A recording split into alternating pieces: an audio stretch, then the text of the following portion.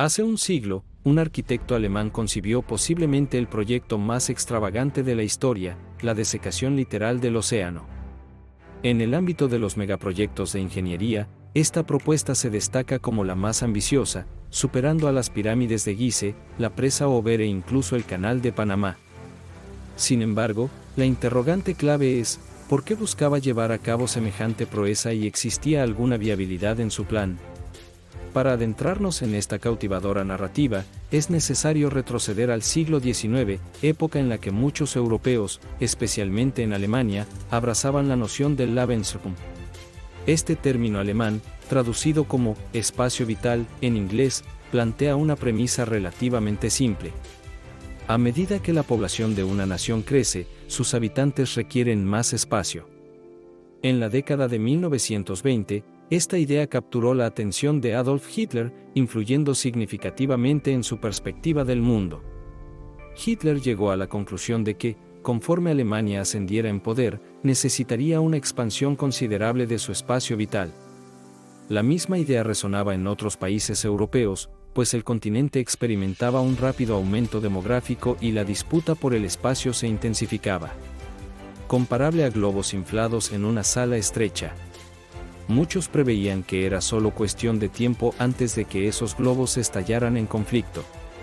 Además, la creciente demanda energética complicaba aún más la situación, ya que el aumento de población conllevaba mayores necesidades de recursos como carbón y petróleo. En última instancia, se vislumbraba la posibilidad de una guerra en Europa por la conquista de nuevos territorios vitales. No obstante, en la década de 1920, otro pensador alemán abordó el problema desde una perspectiva completamente innovadora. Hermann Sorgel, el cerebro detrás de uno de los planes más extraordinarios de la historia, lo denominó Atlantropa. Una amalgama de Atlántico y Europa que evocaba la mítica ciudad submarina, Atlántida. La comparación entre el mito de la Atlántida y los planes para Atlantropa resulta desafiante en términos de credibilidad. En esencia, Sorgel proponía la desecación del Mediterráneo como solución al problema del Lebensraum sin recurrir a la guerra. El Mediterráneo, aproximadamente 8 veces más extenso que la Alemania moderna, representaba un vasto territorio subutilizado. La visión de Sorgel abarcaba la transformación de esas profundidades en fértiles llanuras, proporcionando espacio para nuevos asentamientos europeos. Visualizó redes de pueblos y ciudades, ofreciendo un entorno pacífico y sin preocupaciones por la escasez de espacio. Además, al eliminar el Mediterráneo como obstáculo, se facilitaría el viaje de Europa a África, ampliando las posibilidades del Lebensraum mediante la migración y la construcción de nuevas ciudades en el continente africano. La inspiración de Sorgel provenía de un fenómeno geológico real. El Mediterráneo exhibe la peculiaridad de perder agua por evaporación a un ritmo superior al que recibe de los ríos. La única razón por la que el nivel del mar se mantiene constante es la aportación del Océano Atlántico a través del Estrecho de Gibraltar. Hace aproximadamente 5 millones de años, el cierre temporal del Estrecho de Gibraltar, debido al desplazamiento de las placas tectónicas, provocó la reducción gradual del Mediterráneo al quedar aislado. Este descenso reveló vastas extensiones de tierra. La posterior apertura del Estrecho de Gibraltar, tras miles de años, desencadenó una inundación masiva que restauró la cuenca mediterránea a su estado original. Durante un breve lapso, el Mediterráneo se redujo a un mar diminuto, y la superficie total del continente europeo experimentó un aumento significativo. Sin embargo, Hermann Sorgel, deseando recrear este fenómeno, comprendió que no podía depender del movimiento futuro de las placas tectónicas. En cambio, se propuso emplear la ingeniería civil, dando lugar a su insólito plan. La pieza central de la ambiciosa propuesta de Sorgel era la construcción de una presa a través del Estrecho de Gibraltar, reemplazando el cierre tectónico natural con una estructura hecha por el hombre. Este proyecto presentaba enormes desafíos, ya que, en su punto más profundo, el estrecho alcanzaba los 900 metros de profundidad. Una altura sin precedentes para la construcción de presas en ese momento. Incluso hoy en día, solo 2 presas, Jinping y Nurek, han superado dicha marca, y ambas se encuentran en China. La amplitud del estrecho también representaba un desafío considerable, con 13 kilómetros de ancho en su punto más estrecho. Una distancia 20 veces mayor que las presas más grandes de la historia, como Jinping y Nurek. Atlántropa, a pesar de su impresionante escala, era solo el comienzo de las aspiraciones de Sorgel. Además de represar el Atlántico, su plan incluía cerrar el estrecho de los Dardanelos para separar el Mediterráneo del Mar Negro. Un proyecto menos complicado pero con una anchura de más de 1 kilómetro. La idea era que estas colosales presas, trabajando en conjunto, aislaran el Mediterráneo para iniciar un descenso en su nivel de agua. Sin embargo, Sorgel no se detenía ahí. Tras el aislamiento del Mediterráneo, planeaba construir otra presa entre Sicilia y Túnez, dividiendo el mar gigante en dos mitades independientes. Esta propuesta de presa era aún más ambiciosa que las anteriores, considerando la distancia de más de 150 kilómetros entre las costas de Sicilia y Túnez.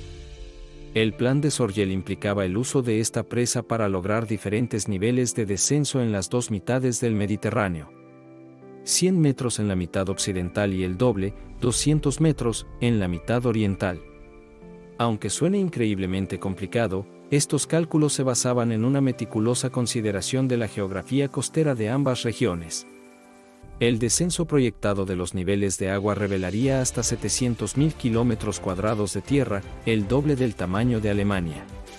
Abordando de manera significativa el problema de espacio vital de Europa en términos de superficie. Sin embargo, Sorgel no se conformaba con eso. Reconociendo la amenaza de superpoblación para el suministro de energía en Europa, concebía que las superpresas de Atlántropa funcionaran también como centrales hidroeléctricas. Estas instalaciones generarían electricidad suficiente para abastecer a las ciudades construidas en la región y suministrar energía a otras partes de Europa. En esencia, Sorgel no solo aspiraba a convertir el Mediterráneo en un vasto espacio vital, sino también a transformar el mar en una inmensa batería alimentada por el agua. Aunque en retrospectiva suene absurdamente ambicioso, en esa época la idea gozaba de cierta popularidad. Sorgel escribió varios libros sobre Atlántropa, publicó cientos de folletos y artículos. Y su propuesta entusiasmó a muchos que buscaban una solución pacífica al problema de la superpoblación. Incluso algunos políticos se mostraron impresionados, prefiriendo invertir dinero en Atlántropa en lugar de en una guerra. Los arquitectos e ingenieros civiles contemporáneos comenzaron a perfeccionar las ideas de Sorgel, proponiendo un nuevo plan para bloquear el estrecho de Gibraltar mediante una serie de presas en lugar de la única presa que Sorgel había originalmente propuesto. Estas presas actuarían como escalones o terrazas, conteniendo el agua del Océano Atlántico a niveles más pequeños y manejables. Este enfoque reduciría significativamente la presión sobre cada presa y mitigaría el riesgo de colapso, ya que distribuirían la carga del agua entre ellas. Aunque ambiciosa, algunos consideraban viable esta propuesta, inspirada en las obras del Zuiderzee que se estaban llevando a cabo en los Países Bajos en ese momento. A través de un extenso sistema de presas y diques, el país había logrado retener parte del Mar del Norte y recuperar tierras. A pesar de no igualar la ambición de Atlántropa, el proyecto en los Países Bajos infundió esperanza a Sorgel. A medida que su confianza crecía, propuso ideas aún más audaces, como la conexión de todo el continente europeo a una única red eléctrica central. Planteó la posibilidad de que, en caso de que algún país intentara iniciar una guerra, los demás cortaran su suministro de energía hasta que se viera obligado a rendirse.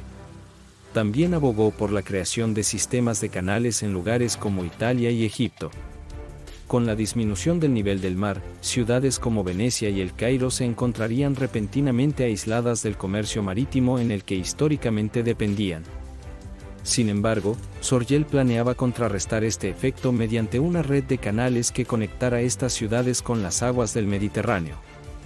Ampliando aún más sus planes, buscaba conectar Europa con África, dando origen a un único continente llamado Euráfrica. Proponía la construcción de otra presa a través del río Congo para crear un mar interior de agua dulce. Esta agua podría utilizarse para regar el desierto del Sáhara, transformando la zona en una tierra cultivable exuberante. En palabras de Sorgel, su objetivo era convertirla en un territorio verdaderamente útil para Europa.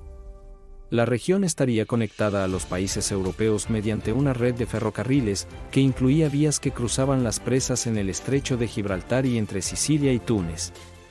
Sin embargo, en retrospectiva, estas propuestas reflejaban el tono colonialista de la Europa de la época y no consideraban a las personas que ya habitaban África. Aunque Sorgel buscaba evitar una crisis de guerra en Europa, parecía mostrar poco interés en perturbar la vida de los ciudadanos africanos. Esta no era la única crítica al proyecto Atlantropa en su conjunto. Además de las preocupaciones sobre la seguridad pública, donde el colapso de una presa debido a un terremoto o un ataque terrorista podría tener consecuencias catastróficas, también se cuestionaba el costo global del proyecto. Aunque es difícil determinar una cifra exacta, el proyecto habría requerido una suma exorbitante de dinero. Las obras del Zuiderzee costaron más de $1.000 millones y eran cientos de veces más pequeñas que Atlantropa. Reunir los fondos necesarios para este megaproyecto habría exigido la contribución de todos los países europeos. Algo poco probable en una época anterior a la Unión Europea, donde la cooperación masiva era complicada. Por último, la viabilidad del proyecto era cuestionada por muchos ingenieros que no creían que los planes de Sorgel fueran realizables. A día de hoy, ninguna presa similar a las imaginadas por Sorgel ha sido construida. A pesar de toda una vida de campaña, Sorgel no tuvo la oportunidad de poner en práctica sus planes. Con el inicio de la Segunda Guerra Mundial y la expansión nazi en busca de más Lebensraum, el sueño de Atlantropa se desvaneció rápidamente. Después de ver cómo su continente se desmoronaba, Sorgel murió en un accidente automovilístico en la década de 1930. Tras su muerte, el proyecto Atlantropa fue olvidado, dejando preguntas sobre la viabilidad y ética de un megaproyecto de tal envergadura. ¿Qué piensa usted? ¿Considera viable la idea de Sorgel para Atlantropa? Déjenos saber en los comentarios. Gracias por su atención, y como siempre, nos vemos en el próximo video.